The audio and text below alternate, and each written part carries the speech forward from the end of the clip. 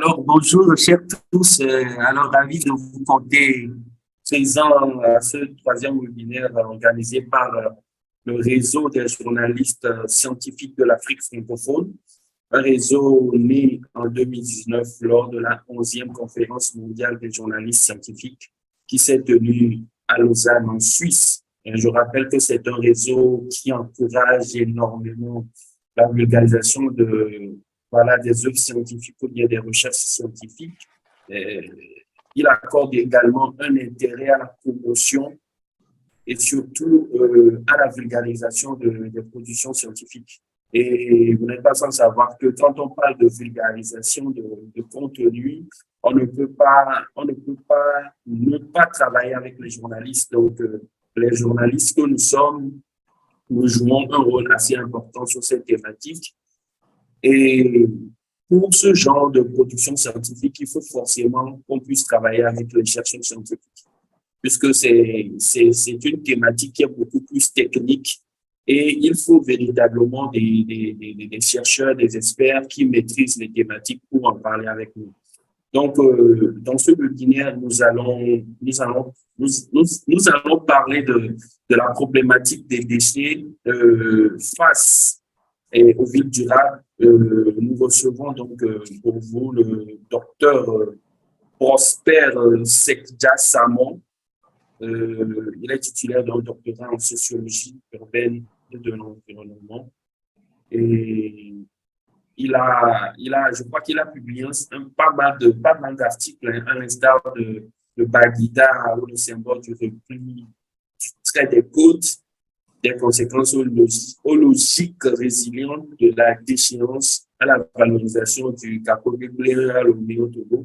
Et ici, il va beaucoup plus faire une présentation sur cette problématique de la gestion de nos déchets face aux villes durables. Et docteur, vous me recevez? Eh bien, monsieur, je vous reçois 5 sur 5. Alors, c'est à vous de planter le décor par rapport à cette présentation. D'accord. Si c'est OK, on y va, sans souci. Oui, c'est bon. D'accord. D'accord. D'entrée, je vais également vous remercier. Et monsieur Hector, je pense que ce n'est pas le premier du genre. Vous êtes en tout cas très tôt approché de moi, et même avant que je ne soutienne ma thèse. Et on a travaillé sur pas mal de sujets. Et aujourd'hui, vous confirmez encore l'intérêt que vous avez pour ma modeste personne, en tout cas pour ce qui est de mes petites contributions sur les sujets scientifiques qui nous tiennent à cœur. Et je remercie aussi tous ceux qui sont présents. Je remercie aussi le réseau et tous ceux qui travaillent pour son avancée, je peux dire ainsi. Il faut dire que la problématique de la gestion des déchets s'est élevée au grade d'une préoccupation majeure depuis déjà des décennies, et ce à cause de plusieurs raisons. Les raisons sur lesquelles nous allons avoir le temps, en tout cas je l'espère, de revenir amplement. D'entrée, il est urgent, à mon sens, de préciser qu'aussi longtemps que la population mondiale augmentera ou que les sociétés humaines existeront, la gestion des déchets restera une question cruciale à se poser.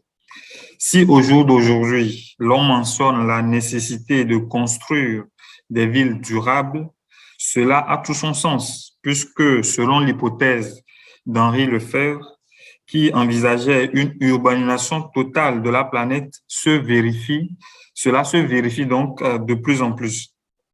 Il faut remarquer qu'en un siècle, le nombre de citadins au niveau mondial a été multiplié par 12.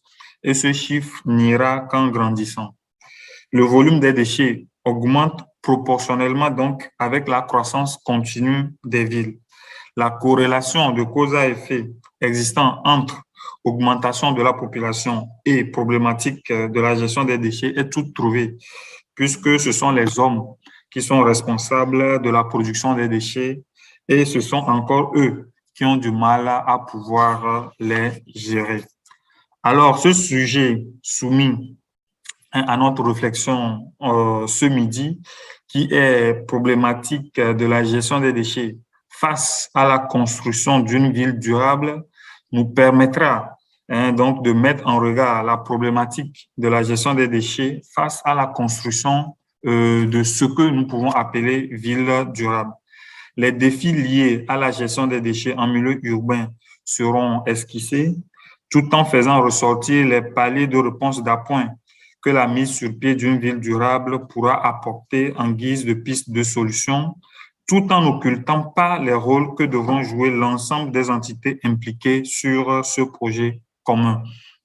Étant donné que je suis togolais et la ville de Lomé est celle que je peux dire que je maîtrise la mieux, donc je vais avoir pour base analytique de cette présentation la ville de Lomé. Je vais alors faire un petit détour vers la fin de ma présentation pour présenter le cas de ce qu'il en est ici à Lomé. Et je ne sais pas si je peux continuer. Oui, allez-y, allez-y. Mais je veux juste que vous sachiez que on aura juste 30 minutes, on aura 30 minutes d'échange pour recevoir des... Merci. OK, d'accord. Donc, je vais essayer d'aller vite. Et il faut d'entrée, il faut que on arrive à se comprendre sur les concepts clés de la communication.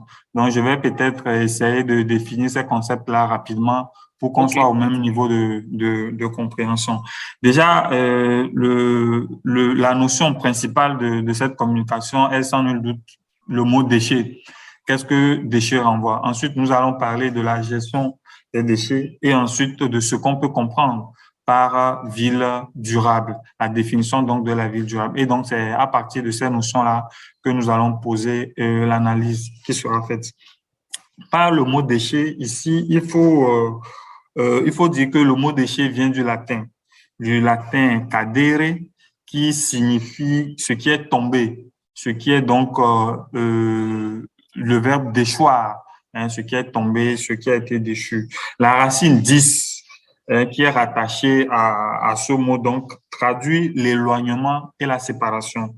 Très clairement, il faut comprendre que est déchet tout résidu d'un processus de production, de transformation ou d'utilisation, toute substance, matériau, produit ou plus généralement tout bien meuble qui est abandonné ou que son détenteur destine à l'abandon. Donc, dès lors qu'un objet est destiné à l'abandon ou est abandonné, et cet objet-là prend le sens de ce qu'on peut appeler déchet. Et quand on parle de gestion des déchets, il faut dire que ce sont plusieurs activités. Et il peut s'agir, ça va de la collecte, du stockage, du transport, du traitement et enfin de l'élimination. Donc, c'est tout ce processus-là que subit le déchet et c'est ça l'on appelle gestion des déchets. Et l'autre notion qui est vraiment centrale pour cette communication, c'est ce qu'il faut entendre par ville durable. Et ville durable, il faut dire que c'est un concept qui est relativement récent et c'est une ville. On peut définir donc ce concept comme une ville capable de se maintenir dans le temps grâce à sa distance critique avec le présent. C'est-à-dire qu'on vit dans le présent, mais on met en place des mesures, si on peut qualifier de futuristes. Et qu'est-ce que cela peut traduire? Donc, une ville durable doit pouvoir offrir une qualité de vie et arriver à réduire les différences entre les milieux. C'est-à-dire que si je prends l'exemple de Lomé, si je vis à Lomé, celui qui est par exemple à Adétikopé et celui qui vit en pleine centre-ville, ils doivent vivre les mêmes réalités. Dès lors que ces deux personnes-là vivant dans une même ville ne vivent pas les mêmes réalités, c'est difficile de qualifier cette ville-là de durable. Donc, la ville durable est cette entité-là qui tend à supprimer toutes ces différences-là et en offrant en même temps une certaine qualité de vie. Et aussi, il faut préciser que la ville durable donc, met en place un projet écologique. Hein, comme nous parlons des déchets, quand on est dans une ville durable, cette ville-là doit mettre en place tout ce qui est recyclage, tri sélectif et tout ce qui rentre dans la gestion durable des déchets. Et aussi, la ville durable n'occulte pas ces quatre principes-là. Le principe économique, le principe social, le principe environnemental et de plus en plus le principe culturel. Parce que la ville, en se développant, ne doit pas s'éloigner de sa culture, doit continuer à épouser, et bien entendu, sa culture. Alors, si nous sommes d'accord sur ces trois notions, nous allons maintenant demander l'autorisation pour entrer dans le vif du sujet. Il faut dire que la moitié de l'humanité, donc 3,5 milliards, hein, si nous voulons, ou 4 milliards de personnes, vivent aujourd'hui dans les villes. Et ce nombre va continuer d'augmenter. Voilà. Étant donné qu'à l'avenir, une grande partie de la population mondiale vivra en zone urbaine, les solutions à certains principaux défis de l'être humain, tels que la pauvreté, les changements climatiques, les soins de santé, l'éducation, doivent être trouvées dans la vie urbaine. Donc, c'est-à-dire que si la majorité des populations doivent vivre en ville, on doit déjà commencer à réfléchir à comment mettre en place tout cet arsenal-là de dispositions pour leur garantir une vie décente. Les villes, il faut le rappeler, sont responsables de 75% des émissions de carbone. De nombreuses villes sont également plus vulnérables au changement climatique et aux catastrophes naturelles à cause de leur forte concentration de personnes et de leur emplacement. Par conséquent, donc, comme je l'ai déjà dit, il est essentiel de renforcer la résilience des villes pour éviter des pertes humaines, sociales, économiques, environnementales et culturelles. Aujourd'hui, l'un des problèmes majeurs auxquels les villes font face est la production des déchets. Sous l'effet donc de l'urbanisation et de la croissance démographique, la quantité des déchets produits chaque année plafonne autour de 3,4 milliards de tonnes et elle augmentera à 70% d'ici à 2050 si rien ne change. C'est-à-dire qu'il faut multiplier les 3,4 milliards par 50 d'ici à 2050 si rien ne change dans la gestion que nous faisons actuellement de nos déchets. Et cela va sans dire que la vie urbaine sera très, très, très compliquée, sinon impossible. Nul besoin donc de préciser qu'en l'absence de système de collecte et de traitement approprié, ces déchets contamineront et dégraderont non seulement les cours d'eau, les écosystèmes pour des centaines, voire des milliers d'années.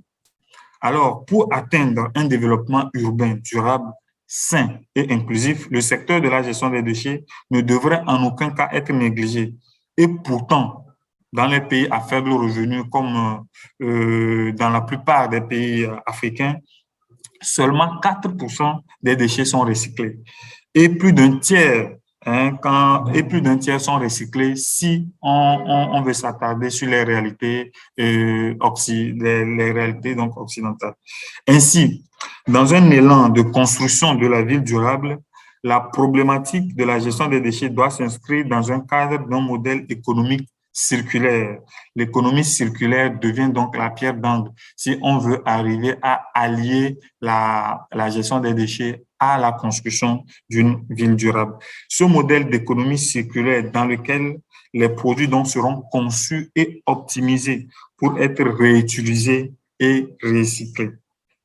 La diffusion donc de l'économie circulaire au sein de toutes les parties prenantes donnera lieu au développement de méthodes de gestion des déchets intelligentes et durables qui favoriseront une croissance économique efficace tout en minimisant l'impact environnemental.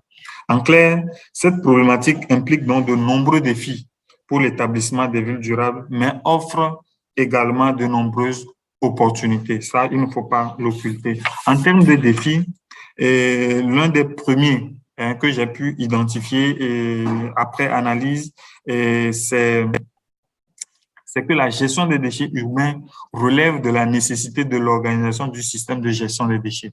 Quand je prends le cas de Lomé, tout au long des recherches que j'ai eu à mener dans le cadre doctoral, j'ai constaté que l'organisation au niveau du système de gestion des déchets était lamentable pour dire vrai. Celle-ci donc, cette gestion-là implique de nombreux acteurs, aussi bien publics et privés, et demande une forte cohésion entre eux par l'établissement de politiques publiques fortes et par la définition des rôles clairs afin d'éviter ce que nous avons appelé les contradictions décisionnelles. Ou bien même, si on veut parler comme Isabelle Agec, elle aussi, elle en a fait cas, elle est là plutôt parler d'une polarisation territoriale des inégalités environnementales. Ce qu'on a pu constater, il y a une pléthore d'acteurs qui s'ingèrent, qui se frottent à la gestion des déchets, mais le constat est que rien n'est fait de façon consubstantielle, sinon plutôt les rôles s'interpénètrent, les rôles de certains acteurs cachent d'autres acteurs à telle enseigne que on peut être amené à dire que la gestion des déchets favorise ce qu'on appelle la léthargie fonctionnelle des institutions publiques et aussi privées. Ainsi, la gestion des déchets oblige à un double objectif de résultat, non seulement de résultat, mais aussi d'efficacité. En effet, la déficience du service de collecte des déchets génère inévitablement toutes sortes de désagréments directement visibles dans les villes. Et on peut remarquer la formation des décharges sauvages, le développement de maladies, la pollution locale, etc. Ça, c'est le premier défi auquel les villes sont confrontées actuellement. L'autre défi, nous allons citer juste deux pour histoire de rester dans le temps. L'autre défi que nous avons remarqué aussi, c'est d'arriver à mettre en place des mesures de soutien et d'encouragement des initiatives privées innovantes. L'on a remarqué que ce potentiel de recyclage laisse place également à des initiatives privées. Le cas de Lomé peut faire cas d'école. Le compostage est une alternative très intéressante, compte tenu notamment de la part importante des matières organiques dans les déchets urbains des pays en développement. Et donc, le défi ici, comme je l'ai mentionné, c'est d'arriver à soutenir ces initiatives-là. C'est comment faire pour financer ces initiatives-là pour que finalement les déchets qui sont produits puissent trouver une réponse adéquate et rentrer dans ce que nous avons appelé un peu plus haut l'économie circulaire. Face à ces défis, donc, nombreux sont les pistes de solutions à explorer afin de pouvoir conjuguer la volonté de construire une ville durable face aux problèmes induits par la mauvaise gestion des déchets solides. Pour sortir des sentiers battus de tout ce qui avait été proposé avant, je suis parti sur 6 propositions. 6 propositions qui, à mon sens, si ces propositions-là sont mises donc en branle, peuvent donner un résultat assez probant. Le premier, donc, je dirais, c'est de travailler à la construction d'une conscience citadine, d'une co-construction d'une ville durable. Pour être clair, donc, c'est d'arriver à amener les gens à comprendre, d'abord à les motiver, à susciter cette envie-là en eux de vouloir vivre dans une ville durable, d'avoir cette conscience-là qui doit participer à la chose commune qui est vraiment l'idéal d'atteindre la construction d'une ville durable, évitant ainsi tous ces couacs-là que nous avons déjà susmentionnés. Et là, il faut tout à l'heure tendre la brèche, non seulement aux décideurs, mais aussi aux citadins, aux habitants des villes. Le deuxième, je dirais, la deuxième proposition, donc, c'est d'arriver à mettre les moyens, puisque toute politique a besoin de ses moyens. Et comme on le dit de façon vulgaire, faire la politique de ses moyens. Si nous pensons que nous voulons tendre vers des villes durables, nous devons tout faire pour mettre en œuvre cela pour que ça puisse arriver, que ce soit par la construction des espaces verts, par l'instauration du transport intelligent et j'en passe. La troisième proposition, c'est d'arriver à travailler à réduire les inégalités à ce qu'elles ne deviennent pas des injustices. Une inégalité devient injustice dès lors que cette inégalité est soutenue par le pouvoir public. C'est-à-dire que si nous remarquons dans des zones qui sont plus propres alors que d'autres zones sont plutôt sales et que l'État travaille à rendre encore plus propres certaines zones plutôt que d'autres. Ceux qui vivent dans les zones impropres peuvent dire qu'ils vivent une injustice environnementale et donc une injustice sociale. Donc, le travail ici, c'est d'arriver à faire en sorte que ces inégalités-là puissent être réduites. La quatrième proposition, c'est de repenser de façon claire le système de gestion des déchets et des modes utilisés à ce qu'ils puissent épouser les réalités de nos villes. Parce que souvent, on tente de transplanter, si je peux prêter ce mot, ce vocable médical et à la sociologie, c'est de transplanter les réalités, par exemple, d'une ville comme Chicago à Lomé, par exemple. Ça ne peut pas marcher forcément. Donc, il faut épouser les réalités de nos terrains. Si, par exemple, c'est les bennes à ordures qui font la collecte à Chicago, par exemple, utiliser les bennes à ordures dans nos quartiers, sachant que les voies, quand il pleut, les voitures ne peuvent pas y parvenir et donc ces ordures-là vont rester là-bas pendant des semaines et les populations seront obligées d'aller créer des dépotoirs sauvages. Ici, c'est d'arriver à mettre en place des mesures qui puissent épouser donc les réalités de nos milieux de sorte à agir de façon durable sur nos réalités. Et la cinquième, donc, qui n'est plus un secret, c'est d'arriver à instaurer une économie circulaire. C'est-à-dire qu'un objet qui est créé aujourd'hui doit pouvoir aller servir ce pourquoi il a été créé, mais revenir, c'est-à-dire par le biais du recyclage, par le biais de la réutilisation et autres. Donc, il faut arriver à faire fonctionner réellement tous les maillons, je dirais, donc, de l'économie circulaire, si on veut arriver à une ville durable. Et je prends l'exemple de Lomé. Et ici, peut-être, on recycle les choses, mais peu sont ceux qui savent à quoi va servir les objets qui sont recyclés. C'est-à-dire, nous, on utilise, on jette, d'autres ONG ramassent, ils essaient de recycler, mais après tout, ça part ailleurs pour la transformation. Il faut mettre en place... Oui.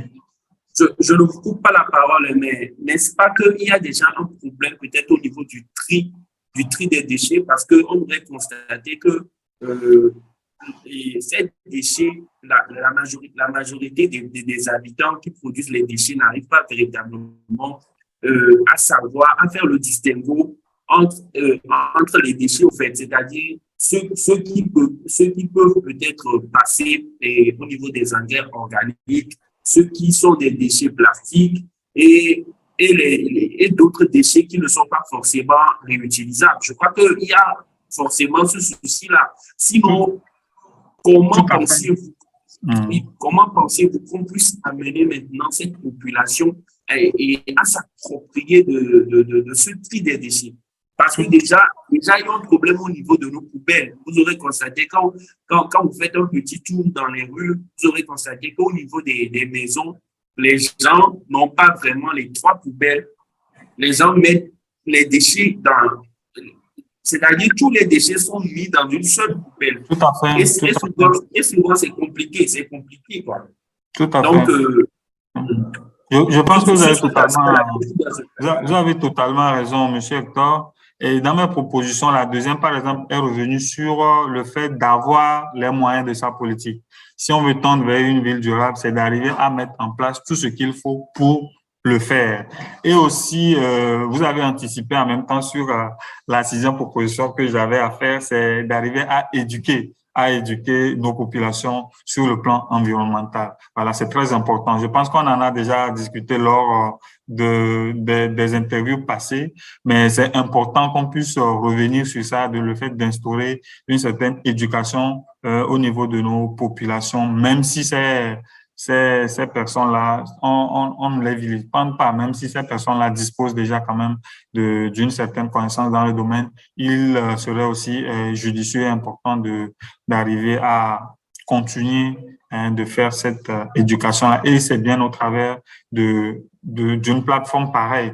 Ce que nous sommes en train de faire aussi participe à cette éducation-là. Il faudra aussi accentuer au travers des sensibilisations de masse et tout, et faire en sorte que le message puisse passer, que les gens disposent de la bonne information et cela va rétroagir immédiatement sur les actes qui seront posés. Et donc, pour faire en même temps un saut sur la réalité loméenne, il faut dire que l'on ne peut pas dire qu'aujourd'hui, il n'y a pas d'effort qui est fourni au niveau du Grand Lomé, comme on l'appelle de façon habituelle. Mais pour tendre vers ce que nous avons appelé, puisque maintenant nous savons toutes les caractéristiques d'une ville durable, pour tendre vers ce qu'on appelle une ville durable, donc une ville plus sûre, je pense qu'il ne faut pas avoir la pudeur de la gazelle. Il faut dire les choses telles quelles. Nous avons encore du chemin à faire et le chemin à parcourir est encore très, très, très, très, très long, très long. Et cela se traduit au travers des tas d'immondices que nous pouvons voir, des tas d'immondices qui jonchent nos rues, de vous-même, de ce que vous avez dit, du fait que les gens ne disposent pas des bacs à ordures de façon adéquate pour permettre et faciliter ce tri sélectif-là, et donc cela complique même toute la chaîne de la gestion des déchets. Et j'ai aussi parlé de cette différence qu'on peut constater entre le centre-ville et la périphérie, ce qui n'est pas centre-ville. Donc, toute cette disparité que nous constatons complique le bon vouloir ou bien les efforts qui sont fournis au niveau donc du Grand Lomé. Mais n'oublions pas, comme nous l'avons rappelé au début de nos propos, que pour avoir une ville durable, c'est d'abord une ville qui offre partout une qualité de vie. C'est partout, ce n'est pas seulement concentré dans un seul espace, c'est partout à l'échelle de la ville. Cette ville-là doit offrir une certaine qualité de vie et, comme je l'ai déjà dit, arriver à réduire les différences. Ceci dit, on comprend aisément que Lomé n'est pas encore versé dans cette dynamique-là, quoique, comme je l'ai déjà dit, des initiatives se mettent en place et que nous devons d'ailleurs saluer. On pourra mentionner les rôles qui sont tenus par Ampro, par Stade, par Divoso, par KIP, Environment Clean, par le centre Livingstone, qui œuvrent dans le traitement et la valorisation des déchets solides ménagers et assimilés. Aussi, les précollecteurs et les collecteurs même par l'entremise des entités publiques et institutionnelles comme le district autonome du Grand Lomé, la NASAP, même si la NASAP a un rôle un peu ambigu sur ce domaine, et aussi le rôle des ministères. Toutes ces entités-là jouent un rôle central dans le fonctionnement du système de gestion des déchets. Quoique tout cela se fait, et comme je l'ai déjà dit, il faut avouer qu'il y a du chemin à faire pour atteindre finalement vers les villes durables à notre niveau. Pour chuter et permettre à tous de pouvoir réagir, je vais dire que conformément donc aux objectifs de développement durable, notamment à l'ODD 11, qui appelle à des villes et communautés durables, nous devons savoir qu'en choisissant d'agir durablement, nous décidons de construire des villes où tous les citoyens jouissent d'une qualité de vie décente et font partie de la dynamique productive de la ville, instaurant une prospérité partagée et une stabilité sociale sans porter préjudice à l'environnement. Les villes durables deviennent donc essentielles dans la quête et pour inverser le changement climatique mondial, et cela passe sûrement et forcément par une bonne maîtrise de la gestion des déchets solides émanant de nos villes. Et je pense que je vais m'arrêter là pour le moment, histoire d'ouvrir les débats à tous et à chacun. Monsieur Hector, je vous remercie. Merci beaucoup, docteur, pour cette brillante présentation que vous avez faite sur la problématique la problématique de la gestion des déchets et des villes durables. Nous avons beaucoup appris, surtout nous avons compris que les habitants que nous sommes d'abord les premières personnes qui produisons ces déchets, et au fur et à mesure, si nous n'arrivons pas véritablement à trouver ou bien à chercher des alternatives, nous serons véritablement nous serons véritablement noyés sous le flot de ces déchets. Et nous avons déjà une question qui nous est posée, je crois que c'est le confrère Romulus Poissier du Cameroun. Sa question s'adresse à vous, docteur Prosper. Il pose la question de savoir quelles sont les alternatives qu'on peut avoir, c'est-à-dire au plan local, pour faire face aux villes, surtout dans ce contexte de déchets qui ne sont pas véritablement bien gérés. Et docteur, vous pouvez répondre. D'accord, d'accord. Déjà, merci beaucoup pour la question à Monsieur Romulus depuis le Cameroun. Il faut dire que l'observation d'une ville durable se fait à l'échelle des quartiers. C'est très important. On part du quartier pour pouvoir savoir si une ville est durable. Donc, c'est la base même. C'est le quartier qui permet de pouvoir discuter de l'avenir, de son milieu immédiat, de pouvoir mettre en place des mesures à l'échelle du quartier. Et cela, si tous les quartiers, finalement, mettent en place ces genres d'activités, bien, ces mesures-là, ça rétroagit directement sur l'entièreté de la ville. Et maintenant, par rapport à l'état, comme je l'ai dit, lamentable de l'environnement urbain dans lequel nous vivons, voilà, c'est un constat qui est amer, mais de façon franche, c'est un travail qui doit se faire à la base. C'est un travail qui doit se faire à la base, non seulement les entités publiques doivent réellement jouer leur rôle qui est de favoriser le bon fonctionnement du système de gestion en lui-même. Et aussi, à la base, il faut que les communautés jouent, participent également à cet idéal commun. Comme je l'ai exprimé dans mes désirs, c'est le premier que j'ai mis en place, c'est d'avoir cette conscience-là, de vouloir construire quelque chose. Sans cette conscience de pouvoir arriver à mettre en place un truc de façon collective, je pense que l'État, comme on a l'habitude de le dire, peut tout faire, mais finalement, nous n'atteindrons pas cet idéal-là. Il faut que toutes les forces convergent pour finalement arriver à cet idéal, si je peux le dire ainsi.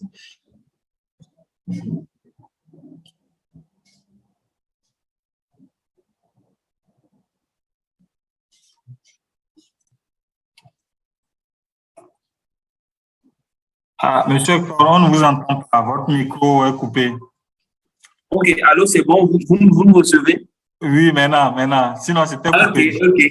OK, merci. Bon, je disais vraiment merci, docteur, pour cet élément de réponse. Nous recevons une autre question d'un autre confrère, Elsa Mekpaou, qui pose une question qui est: quels sont les critères d'une ville durable? Et il dit aussi: pensez-vous que Lomé est une ville à caractère durable? Je peux réagir en même temps, non? Merci beaucoup à Madame Elsa Mekpaou. Merci pour la question. Et il faut dire que dans la définition d'une ville durable, j'ai donné un peu ce qu'on peut entendre par ville durable. Il faut dire que c'est une ville capable de se maintenir dans le temps grâce à sa distance critique avec le présent. Donc, cette ville-là doit offrir une qualité de vie et des différences moins fortes entre les milieux, sinon même pas de différence. Donc, une ville durable est cette ville-là qui met en place un projet écologique. Et j'ai cité l'exemple du tri sélectif, du recyclage et tout en n'occultant pas ces 4 paliers-là: le palier économique, le palier environnemental, le palier social et le palier culturel. Dès lors qu'une ville présente toutes ces aspérités, elle peut tendre vers ce que nous appelons une ville durable. Et à la seconde question, à la seconde partie donc de votre question, madame, c'est de savoir si Lomé est une ville à caractère durable. Et comme je l'ai dit, il y a beaucoup d'efforts qui ont été fournis dans le domaine. en tout cas précisément dans le domaine de la gestion des déchets. Mais au jour d'aujourd'hui, on ne peut pas dire que la ville de Lomé a des caractéristiques durables. La ville de Lomé n'a pas encore les caractéristiques durables. Le label, puisque c'est devenu même un label à l'échelle de certains pays, le label ville durable s'acquiert sur un long processus. C'est vraiment un long processus et c'est les entités, aussi bien, comme je l'ai déjà dit, les quartiers, mais aussi les personnes qui sont impliquées dans cet idéal-là à atteindre. Merci. OK. Avant de répondre à une troisième question, j'ai également une question. Je crois que dans votre présentation, docteur, vous avez parlé d'une concentration des habitants dans les villes. Et bon, je ne peux pas donner une estimation, mais nous tous, nous savons qu'à Agoué, le quartier d'Agoué est un quartier vraiment concentré en matière d'habitants et cela même agit énormément sur la production des déchets. Dans la zone, il y a véritablement un problème de salubrité et notoire, si je dois le dire ainsi. Mais je crois que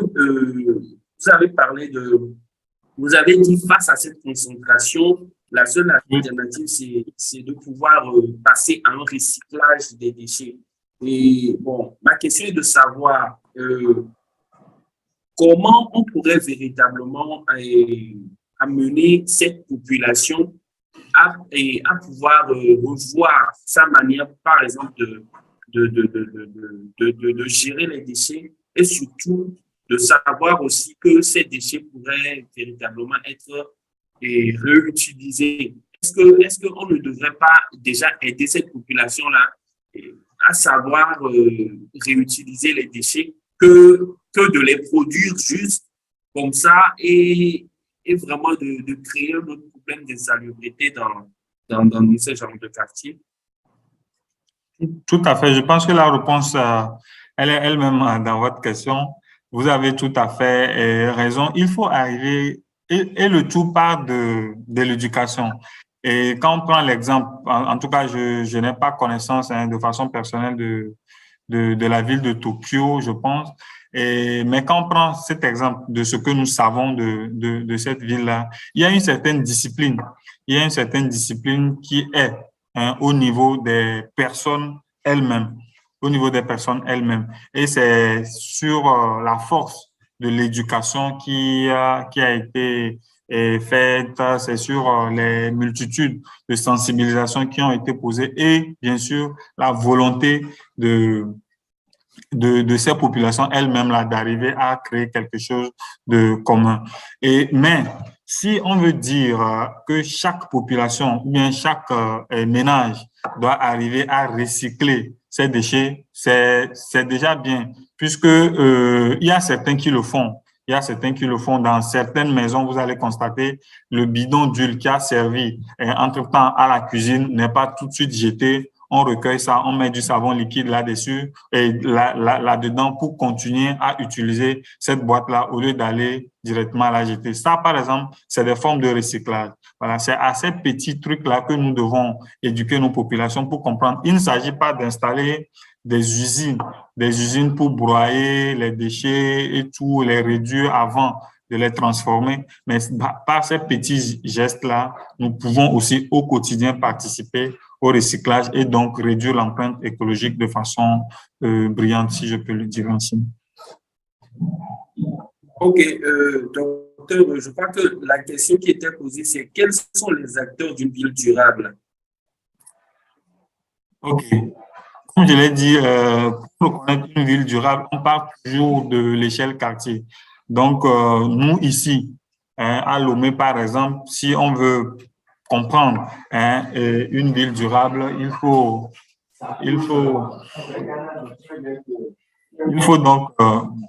donc partir de ce qu'on appelle les CDQ, si je ne m'abuse, le comité de développement de quartier, les membres qui le composent. Il faut partir des chefs quartiers, il faut partir des leaders d'opinion qui sont présents dans les quartiers et ensuite monter peu à peu, je ne sais pas, au niveau cantonal, au niveau des mairies, de l'implication de tous ces entités publiques ou plutôt plus proches de la population avant d'arriver vers les entités institutionnelles qui sont les ministères et autres. Mais il ne faut pas aussi occulter le rôle que jouent les ONG. Par exemple, à Lomé, on a donné le cas de plusieurs entités non gouvernementales qui travaillent réellement, hein, sauf qu'il reste encore à faire. Voilà. Donc, l'ensemble de ces acteurs-là peuvent être identifiés comme les acteurs d'une ville durable. En tout cas, merci beaucoup pour la question, Monsieur Sylvestre Bocor. Docteur, une autre question, c'est en quoi la bonne gestion des déchets limite le changement climatique? Merci beaucoup. Les questions sont assez intéressantes les unes que les autres et en même temps coriaces. Je suis en tout cas content d'en recevoir autant. Madame Akua Tamelouko a voulu savoir en quoi une bonne gestion des déchets limite le changement climatique. Et il faut dire que le changement climatique résulte de plusieurs facteurs, dont comment l'appelle-t-on? Comment on va appeler ça, le fait de libérer le CO2, par exemple, le fait de libérer le CO2 qui agit sur la qualité de l'air. Maintenant, participer à une bonne gestion des déchets revient à comprimer ce CO2-là et peut-être même à le réutiliser. Ce que fait bien d'ailleurs actuellement, je pense que c'est en projet, je ne sais pas si ça a déjà commencé, le centre d'enfouissement technique. Le centre d'enfouissement technique constitue en fait ce qu'on peut appeler une prison du CO2, une prison du CO2 qui permet ensuite de le transformer en gaz qui sera réutilisé. Ça, par exemple, c'est une façon très pratique de lutter contre le changement climatique. OK, docteur. Bon, cette question me pousse à vous poser une autre question. Hier, c'était la journée nationale de l'arbre qui a été célébrée en grande pompe ici au Togo. Et bon, disons que le centre d'enfouissement d'Aképé a été le premier lieu qui a servi de reboisement. Mais le constat qui est fait dans ce centre, c'est que vraiment, avec les déchets qui sont stockés là, c'est difficile de respirer. Est-ce que le reboisement serait un moyen d'atténuer d'une manière ou d'une autre les émissions de gaz à effet de serre qui sont souvent dégagées par les déchets plastiques ou bien, disons, les dépotoirs sauvages? Tout à fait, mais pas que. Tout à fait, puisque les arbres, on le sait, ils ont un rôle de séquestration du CO2. Le fait de couper les arbres permet de libérer ces CO2-là. Donc, enfin, en planter revient à participer à la réduction de la divagation, si on peut le dire ainsi, du CO2, mais pas que, puisqu'il y a beaucoup d'autres mesures aussi que nous pouvons mettre en place pour juguler cette crise-là qui est en train de s'annoncer, parce que les populations d'Aképé sont en train de se réveiller, bon, si on peut le dire ainsi, puisque c'est eux qui respirent, ils sont les premiers à respirer tout ce qui émane de ce dépotoir-là. Quoique c'est un dépotoir technique, les populations aux alentours en souffrent quand même.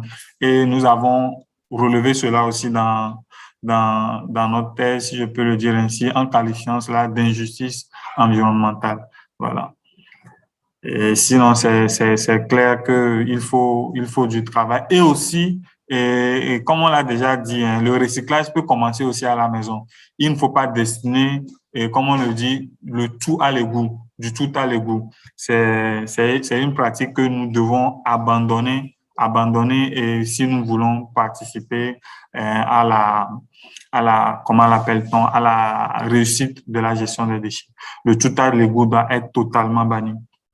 Voilà. Quand les déchets sont produits dans nos maisons, ce n'est pas tout qui doit aller au dépotoir ou dans la poubelle.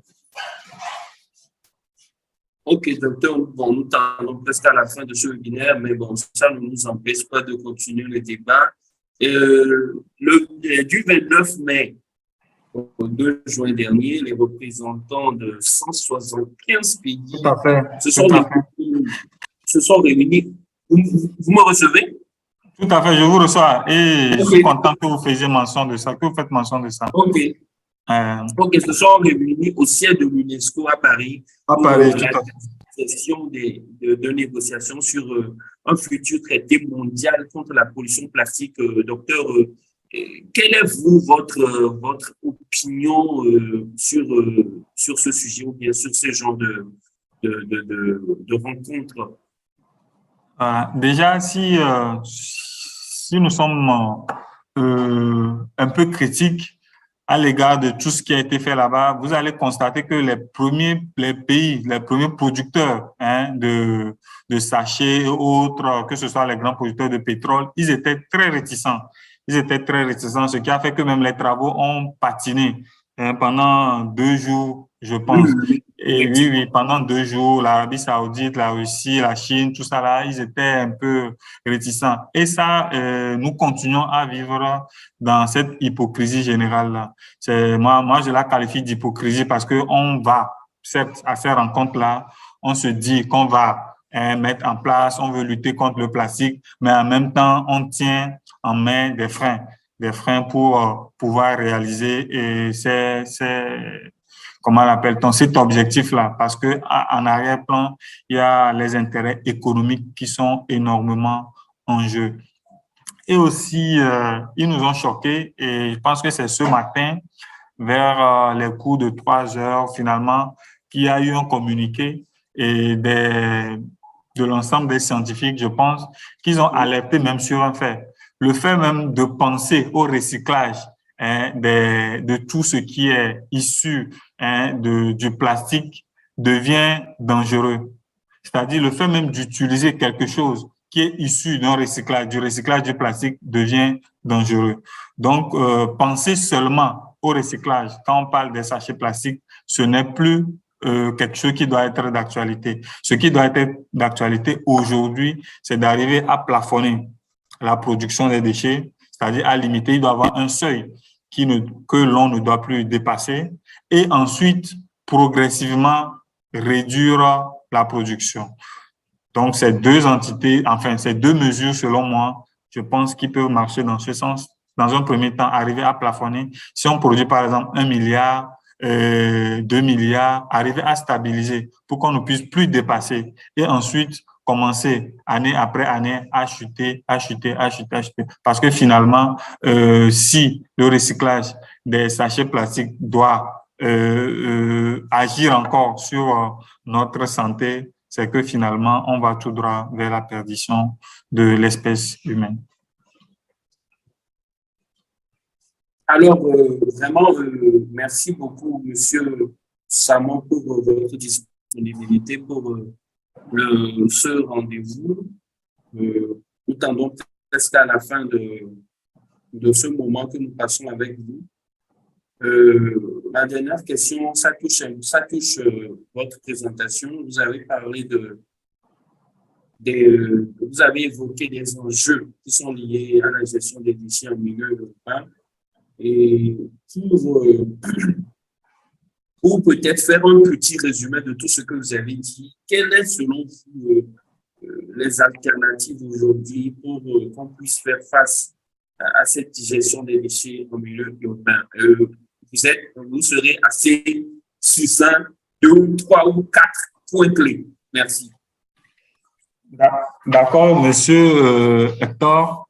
En tout cas, merci beaucoup. Comme je l'ai déjà dit, j'ai mis en place six mesures qui, à mon sens, si vraiment ces mesures-là sont mises en place, pourront répondre un tant soit peu à la crise que vit actuellement nos villes en termes de gestion des déchets. Dans un premier temps, selon moi, c'est de prendre conscience qu'on a envie de lutter contre la chose, qu'on a envie de faire quelque chose. C'est de prendre conscience, et aussi bien au niveau des décideurs qu'au niveau des habitants, des citadins et tous ceux qui vivent en ville, que chacun a sa pierre à apporter dans l'édification d'une bonne gestion des déchets. Ça, c'est d'abord primordial. Ensuite, il s'agit de mettre les moyens en place. Et si les communes peuvent être dotées d'un système de gestion solide au niveau des communes, afin que cela puisse se répercuter au niveau de nos villes, ça sera très bien. Parce ce qu'on constate, c'est qu'il y a d'autres communes qui sont beaucoup plus nantis et qui mettent en place un certain système qui fonctionne peut-être à 70%, tandis que d'autres, carrément, ils n'ont pas de système de gestion et cela rétroagit indubitablement sur la qualité de l'environnement de ces communes-là. Et donc, sape les efforts de la ville à tendre vers une ville durable. Et aussi, le tertio, pour finir, selon moi, c'est de repenser le système de gestion, le rôle de chaque acteur et ensuite instaurer, comme je l'ai déjà dit, une économie circulaire qui puisse tenir dans le temps. Voilà. OK, merci beaucoup. Merci beaucoup pour cette présentation. En tout cas, ça a été une présentation assez riche. Moi, j'ai beaucoup appris. Et je retiens juste que l'économie circulaire demeure une solution idoine pour mettre fin à cette inégalité environnementale et qu'il est également important qu'on puisse amener nos populations à être éduquées et environnementalement parlant. L'éducation environnementale doit être beaucoup plus inculquée dans nos programmes, que ce soit même au niveau de voilà, des programmes scolaires, afin que déjà le petit enfant sache que, ah, tiens, quand je bois peut-être du puata, je ne dois pas forcément jeter ce sachet plastique-là par terre, mais je pourrais le mettre dans une poubelle et peut-être que ces sachets plastiques seront finalement réutilisés. Et je crois que c'est un travail que les journalistes également doivent faire et c'est d'ailleurs le pourquoi nous avons été assez intéressés par cette thématique. Et je crois que cette présentation, surtout cet échange, a permis quand même à nos confrères ici réunis de pouvoir comprendre davantage ce qui doit se faire face à ce genre de sujet et surtout de pouvoir aussi avoir assez d'éléments pour rédiger sur des sujets qui sont liés à la gestion des déchets et à la problématique des villes durables. Je tiens à rappeler que Prosper Savon m'a beaucoup aidé dans plusieurs de mes productions, c'est-à-dire la plupart de mes productions sur les déchets, sur l'insalubrité. C'était lui qui était l'expert, qui était vraiment disponible pour moi et qui essayait quand même avec beaucoup plus de matière et beaucoup plus de technicité. Mais il m'expliquait davantage comment je pouvais vraiment toucher les gens. Et je trouve que donc au travers de son expertise, j'ai pu quand même réaliser des productions qui étaient assez qui étaient fort impactantes. C'est-à-dire que au travers de ces productions, j'ai vu vraiment des autorités qui ont dû courir dans tous les sens juste parce qu'il y avait peut-être un dépotoir sauvage qui était créé quelque part alors que le dépotoir sauvage n'avait pas sa place là. Donc, je partage cela pour dire que aujourd'hui, c'est important pour nous, journalistes scientifiques, de travailler avec des experts comme vous et surtout merci pour votre disponibilité. Aujourd'hui, ce n'est pas vraiment facile de trouver des experts ou bien des chercheurs scientifiques qui puissent vraiment avoir le temps pour partager ces genres de recherches. En tout cas, un grand merci. Nous avons presque à la fin. Je ne sais pas si vous avez un dernier mot. Même s'il a un dernier mot, permettez que je puisse vous poser cette question qui tient vraiment à cœur, la question de savoir, est-ce qu'en dehors d'Hector, vous avez le sentiment que les journalistes couvrent assez cette thématique? Et rapidement, la deuxième question, c'est de savoir, pour vous, d'un point de vue universitaire, quels sont les sujets que devraient explorer les journalistes qui s'intéressent à la problématique des déchets et des vues durables? Lorsque vous lisez les articles, vous dites parfois, il aurait dû le faire dans ce sens. pour vous, par exemple, quels sont les sujets que devrait explorer quelqu'un qui sort à la fin de cette discussion et qui voudrait écrire sur cette problématique-là? Quelles sont les pistes pour vous? Merci beaucoup. Je vais commencer par la fin. Après, je reviens vers Monsieur Hector. Merci pour toutes ces questions. Je pense que vous jouez déjà un rôle assez prépondérant pour, en tout cas, ce qui est de la diffusion des informations contenues dans je vais dire, dans les livres et articles scientifiques qui sont publiés. Ça, il faut pas se mentir. Il y a quand même quelque chose qui commence à être fait et les pionniers sont là et voilà. En tout cas, on les connaît déjà, à l'instar de Monsieur Hector. À la seconde question, pour savoir les sujets sur lesquels les journalistes au sortir de cet entretien, si je peux l'appeler ainsi, pourrait explorer, par exemple, c'est déjà moins important pour moi de connaître le profil de ceux qui produisent les déchets. Voilà. Si quand même on connaît le profil de ceux qui produisent les déchets, et peut-être qu'un jour on pourra agir efficacement contre la mauvaise gestion des déchets. Dans un premier temps, c'est d'écrire sur ce profil-là de ceux qui participent, si on peut le dire ainsi, à la pollution urbaine.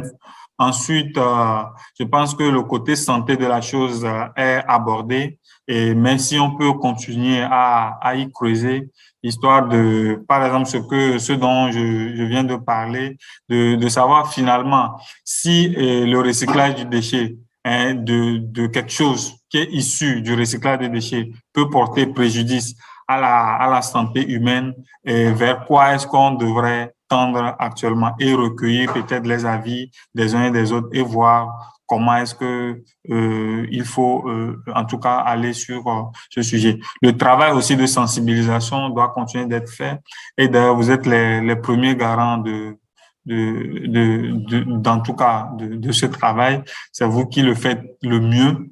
Le mieux, c'est de participer aussi à cela en sensibilisant au travers des messages, au travers des articles que vous publiez, tout azimut en tout cas, et qui vont dans le sens de la protection de l'environnement et de la bonne gestion des déchets. À mon sens, ces trois points peuvent être abordés, et on peut même en trouver un peu plus.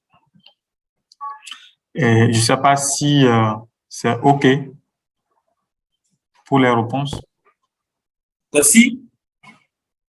D'accord, d'accord. Donc, le mot de la fin, n'est-ce pas, Monsieur Hector? Oui, oui, oui. Bon, j'espère que Kossi nous suit. Je ne sais pas s'il est satisfait. Voilà, je voulais m'assurer de son état de satisfaction. Oui, je suis là. Non, c'est parfait. C'est bon, c'est parfait. Nous avons excédé l'heure, dont nous n'avons pas trop abusé du docteur. OK, super, super. En tout cas, merci beaucoup, Monsieur Hector. Comme vous l'avez déjà dit, c'est pas la première fois, je pense que c'est pas la dernière. Et nous ferons du mieux que nous pourrons, toujours pour apporter ce que nous pouvons apporter, et ce, pour le bien de nous tous. Je tiens aussi à vous rendre hommage pour m'avoir approché, malgré qu'il y ait des gens, je dirais, plus aptes ou mieux costauds dans ce domaine que moi. Vous avez jeté votre dévolu sur ma personne, et en tout cas, j'espère ne vous avoir pas déçu. Je vous remercie pour cette confiance, cette marque de confiance-là qui me grandit énormément aussi à mon niveau. Et voilà, en tout cas, merci à vous également, M. Hector. Et merci à tous ceux qui ont suivi. Merci au réseau, et surtout bon vent à toutes vos activités. Je vous remercie. Merci beaucoup et bien de choses à vous. Okay. Au revoir et bon après-midi. Merci, bye bye. Bye.